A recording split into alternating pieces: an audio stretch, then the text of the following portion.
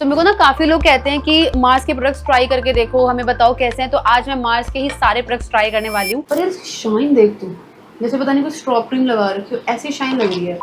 तो सबसे पहले ना मैं मार्स का जो प्राइमर है वो यूज करने वाली हूँ। ये आपके पोर्स को फिल करेगा, स्मूथ भी करेगा टेक्सचर को, तो हम ये ट्राई करने वाले हैं। लाइट वेट लग रहा है, हल्का सा। जब भी प्राइमर यूज करते हैं बहुत धीरे धीरे आपको इसको ब्लेंड करना है। ऑल्सो इनके जो भी प्राइस है वो मैं आपको ऊपर लिखती जा रही हूँ, आप इनका प्राइस भी देख सकते हो। जस्ट लेटिंग यू नो, अगर मेरे पेज पे आप पहली बार आ रहे हो तो ये जो वीडियो है वो अनस्पॉन्सर्ड वीडियो है, मुझे कोई ब्रांड का पैसा नहीं मिल रहा है। अगर इस प्रोडक्ट्स की रेंज में कुछ भी प्रोडक्ट मुझे अच्छा नहीं लगेगा तो मैं आपको ओपनली बोल दूंगी, और जो अच्छा लगेगा वो मैं आपको बताने वाली हूँ। सेकंड स्टेप में मैं यूज करने वाली हूँ मार्स का ये कंसीलर। इसका जो शेड है वो है 07 कैरेमल चार्म, एंड ये जो शेड है वो मेरे शेड से 1 या 2 शेड डार्क होगा। तो इसको लगाते ही अगर मैं देखूं तो लिक्विड ही है, पता नहीं क्यों, बट इसमें खुशबू भी आ रही है। खुशबू तो वैसे नहीं आनी चाहिए प्रोडक्ट्स में, प्रोडक्ट उतना ही लगाओ जितना कि नीडेड होता है। एंड इस तरीके से जो है मुझे इसे ब्लेंड करना है। सो गाइज यहाँ पे एक गलती हो गई है मुझसे, वो ये है कि मैंने आज तक जितने भी प्रोडक्ट्स यूज करती हूँ वो मैं इतनी ही क्वांटिटी में यूज करती हूँ और वो उतना इफेक्ट दिखाता है। बट इसका मैं फर्स्ट टाइम यूज कर रही हूँ, तो जैसे ही मैंने ये प्रोडक्ट लगाया है, इसका इंटेंसिटी कह सकते हो या पिगमेंट कुछ ज्यादा ही डार्क है, तो मेरा फेस काफी ज्यादा ये डार्क कर दिया, जबकि मुझे इतने डार्क की नीड नहीं थी। तो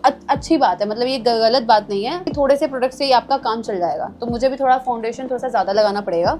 सो डार्क सर्कल्स को हाइड करने के बाद मैं यूज करने वाली हूँ मार्स का फाउंडेशन। मेरा एग्जैक्ट शेड तो मुझे भी ऑनलाइन मिला नहीं, तो मैंने 2 शेड्स मंगा लिए थे। एक एकदम फेयर शेड था, एक मीडियम शेड था। फेयर शेड का जो नंबर है वो 03 है और मीडियम 05 है। अगर मैं डायरेक्टली 05 लगाऊंगी तो मैं थोड़ा सा डल हो सकती हूँ। दैट इज वाई मैंने 05 एंड 03 को जो है वो मिक्स कर लिया है। दोनों को मैं इस तरीके से मिक्स करूंगी एंड चेक करूंगी कि क्या मेरा ये एग्जैक्ट शेड है। काफी थिक प्रोडक्ट लग रहा है, जैसे एलेगल है, काफी ज्यादा वो लिक्विडी सा लगता है। इसको देख के लिक्विडी तो नहीं लग रहा है ये। लेट्स सी ये कैसा फिनिशिंग देने वाला है। आप देख सकते हैं कि इसने ना मेरा वो जो ऑरेंजनेस है उसको बहुत जल्दी कवर कर लिया है। प्रोडक्ट की एक खासियत तो मैं आपको भी बता सकती हूँ कि आप नोटिस करेंगे कि कितना ज्यादा शाइन कर रहा है पूरा की पूरा मेरा फेस अभी से ही। बिल्कुल भी मुझे लग रहा है ये मैट फाउंडेशन शायद नहीं है। High coverage plus prepaid specially for Indian skin types. So मेरे को तो ये काफी डूई लग रहा है। फुल कवरेज भी है, मतलब डार्कनेस था कैरेक्टर का वो ऑलमोस्ट छुप चुका है। मुझे अलग से उसको न्यूट्रलाइज करने की नीड नहीं पड़ रही है। एक बार आप ये बेस चेक करो, इतना शाइन मेरे बेस में आ रही है। एंड जेन्युइनली बता रही हूँ, जो मेरे रिएक्शंस आ रहे हैं ना अभी, वो मेरे जेन्युइन रिएक्शंस हैं, क्योंकि मैंने आज तक मार्स यूज नहीं किया था अपने फेस पे, ना कंसीलर ना foundation. And I am super happy कि इतनी अच्छी फिनिश दे पा रहा है। तो मैंने इसके नीचे कोई स्ट्रॉ क्रीम नहीं लगाई, कोई लिक्विड हाइलाइटर नहीं लगाया, कोई ऑयल नहीं लगाया, लेकिन इस फाउंडेशन की शाइन देखो आप कितनी बढ़िया लगी। इसको बैलेंस करने के बाद ना यहाँ पे मैं यूज कर रही हूँ मार्स का ब्लश यूज कर रही हूँ। एंड यहाँ पे मैंने प्रोडक्ट लिया है। अब थोड़ा सा ब्राउन्स में मैं जाना प्रेफर करूंगी। यहाँ से स्टार्ट करते करते मैं इधर की साइड आऊंगी। एंड एक चीज तो माननी पड़ेगी, मार्स के सारे ही प्रोडक्ट्स में ना डूईनेस तो है। मतलब अगर मैं ब्लश भी देख रही हूँ तो काफी डूई तो लग रहा है ये। हल्के हल्के हाथों से मैं इसको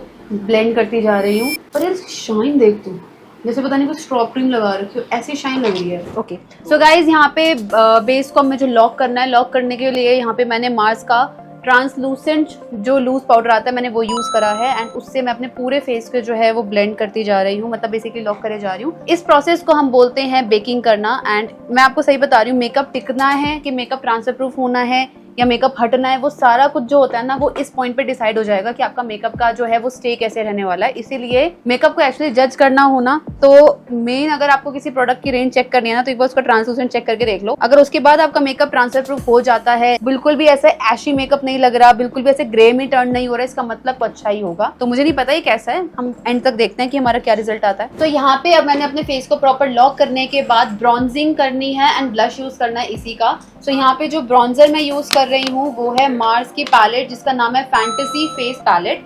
एंड इसमें ब्रॉन्जर के 2 शेड्स है। मैं थोड़ा सा डार्कर वाला जो शेड है मैं वो लेने वाली हूँ। शेड ठीक है, मतलब मैं जब भी ब्रॉन्जिंग करती हूँ मैं थोड़ा सा डार्क शेड यूज करना प्रेफर करती हूँ। इसका शेड इतना ज्यादा डार्क नहीं है, बट चलो ठीक है। अब यहाँ पे मैं ब्रॉन्जिंग कर तो रही हूँ, पर मुझे ब्रॉन्जिंग में ऐसा मजा सा नहीं आ रहा, क्योंकि बिल्कुल डार्क नहीं है। मतलब थोड़ी सी मेरे को तो पीचिश में जाती हुई लग रही है। लेट्स सी फाइनल लुक में क्या होगा। यूज तो मेरे को यही प्रोडक्ट करना है। इसके बाद मुझे यहाँ पे ब्लश अप्लाई करना है। ब्लश मैं इसी पैलेट का हल्का सा पीचिश एंड ऑरेंजिश यूज कर रही हूँ। एंड वैसे तो मुझे लगता नहीं कि इतनी ज्यादा नीड है।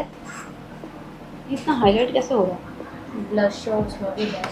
इसी पैलेट का एक हाइलाइटर है, मैं वो यूज करने वाली हूँ एंड इसका थोड़ा सा आइवरी एंड थोड़ा सा गोल्डनिश है। मैं दोनों को इस तरीके से अप्लाई करूंगी एंड शाइन तो खैर अच्छी आ रही है बट हल्के हल्के से मुझे इसके पार्टिकल्स चंकी लग रहे हैं थोड़े थोड़े से। तो यार बजट फ्रेंडली अगर आप यूज करना चाह रहे हो तो करो, definitely it's a good product, आप यूज कर सकते हो। और मैं आपको ऑनेस्टली बताती हूँ कि मेरा सारा फेस अच्छा लग रहा है मुझे, बट मुझे ना ऐसा लग रहा है कि पाउडर सेटिंग के बाद थोड़ा सा ड्राई हो गया है, बट विल सी। अभी हमने इसके नीचे स्ट्रॉप क्रीम नहीं लगा रखी, कोई ज्यादा हैवी मॉइस्चराइजर नहीं लगा रखे, देखते हैं कि थोड़े टाइम बाद जो मेरा जो है बेस कैसा लगने वाला है। बट अभी मैं स्टार्ट करने वाली हूँ अपना आई मेकअप भी आज मैं मार्स की ही पैलेट से करने वाली हूँ। एंड जो आज मेरा आउटफिट है ना वो थोड़ा सा पीचिश गाजरी कलर जो होता है ना उस टाइप का है। आज उसी के अकॉर्डिंग जो अपना आई मेकअप करने वाली हूँ, ये वाली जो पैलेट है, हम ये मार्स के आई मेकअप पैलेट यूज करने वाले हैं, इसी से जो है मैं अपना पूरा मेकअप करूंगी। एंड गाइज मैं आपको एक चीज बताना चाहती हूँ, हर प्रोडक्ट की एक्सपायरी डेट होती है, ठीक है। तो अगर मैं किसी भी प्रोडक्ट को अपनी आंखों पे अपने फेस पे लगाने वाली हूँ ना तो मैं उसकी एक्सपायरी डेट चेक करूंगी। जैसे इस पैलेट की एक्सपायरी डेट दे रखी है मैन्युफैक्चरिंग इज 1/20/25 यानी 1 जनवरी को बनी है और इसकी एक्सपायरी डेट है 2029। आप हमेशा एक्सपायरी देखने के बाद ही प्रोडक्ट यूज करेंगे। तो सबसे पहले मैं इस पैलेट का ही आपको रिव्यू देती हूँ। यूजुअली क्या होता है ना, आई मेकअप पैलेट जो बहुत महंगी वाले पैलेट्स होते हैं ना उनको अगर हम ऐसे टच करेंगे और डस्ट ऑफ करेंगे तो ज्यादा कलर नहीं जाता है। इसको मैंने उतना ही कलर लिया, देन मैं अगर नोटिस करूं तो इसका डस्ट ऑफ नॉर्मल है, बहुत ज्यादा तो नहीं है और इसका पिगमेंट भी काफी अच्छा लग रहा है। तो लेट्स सी ये पैलेट एक्चुअल में कैसी है। ये वही कलर है जो मेरी साड़ी में, तो मैं ऑलमोस्ट यही कलर ले रही हूँ, ट्रांजिशन में बिल्ड कर रही हूँ। अब यहाँ पे मैं इस कलर को लेने वाली हूँ और इसमें हल्का सा ब्लैक मिक्स करूंगी और अपना आउटर क्रिएट करूंगी। तो यहाँ पे छोटा ब्रश लेके मैंने हल्का सा ब्लैक और जो ब्राउन है वो कलर लिया है एंड इस तरीके से हम पहले आउटर पे ब्लेंडिंग करना स्टार्ट कर देंगे। ऑनेस्टली बता दूं कि इस पैलेट के कलर्स काफी ज्यादा पिगमेंटेड है। अब हम इसको हल्के हल्के हाथों से इस तरीके से ब्लेंड करते जाएंगे। अब मैं यहाँ पे जो पैलेट है इसमें 4 शिमर्स हैं एंड अगर मैं देखूँ इसमें थोड़ा सा गोल्डन एंड जो पीच वाला शिमर है ना वो इस टाइम मेरे आउटफिट के साथ बहुत अच्छा जाएगा। मैं उन दोनों को यूज करके देखती हूँ कि कैसा लगने वाला है। तो गाइज आप देख सकते हो काफी सॉफ्ट सा आई मेकअप हो रहा है। एंड मार्स के ना एक चीज मुझे काफी अच्छी लग रही है कि मैं इतना क्लोजली अपना बेस देख रही हूँ, कहीं से भी ऐसा नहीं लग रहा कि मेरा बेस जो है वो फट रहा है या मुझे कुछ अलग लग रहा है या फिर ड्राई सा लग रहा है। काफी हाइड्रेटिंग प्रोडक्ट्स तो हैं यार इसके, काफी मुझे ये चीज अच्छी लग रही है। तो अभी तक जो मेरा फीडबैक आएगा वो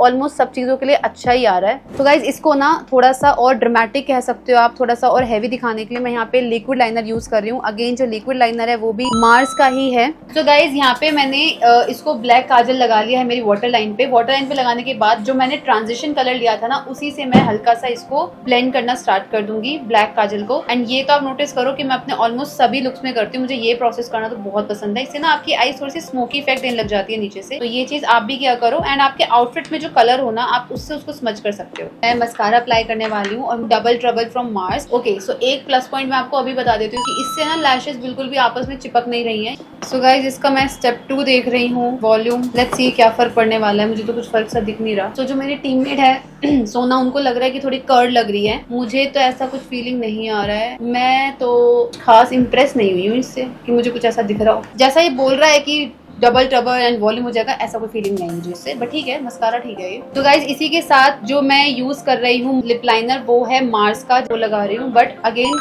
लिपस्टिक थोड़ी सी हम लाइट लगाएंगे, लिप लाइनिंग हम थोड़ी सी ज्यादा डार्क कर सकते हैं। यहाँ पे जो मैं लिपस्टिक यूज करने वाली हूँ वो मार्स का, जिसका शेड है 21। आप नोटिस करेंगे कि मेरे इस टाइम आउटफिट से ना ये बहुत सुंदर लगेगा, मतलब एकदम ऐसा लग रहा है कि शेड यार मेकअप कितना सुंदर लग रहा है ना, पूरा मोनोक्रोमैटिक सा। सो काफी बढ़िया लग रहा है ये शेड। सो गाइज ये था मेरा फाइनल लुक। अब आप मुझे कमेंट में बताएंगे कि मुझे नेक्स्ट वीडियो किस पे बनाना चाहिए, किन प्रोडक्ट्स यूज करना चाहिए। वीडियो देखने के लिए थैंक यू।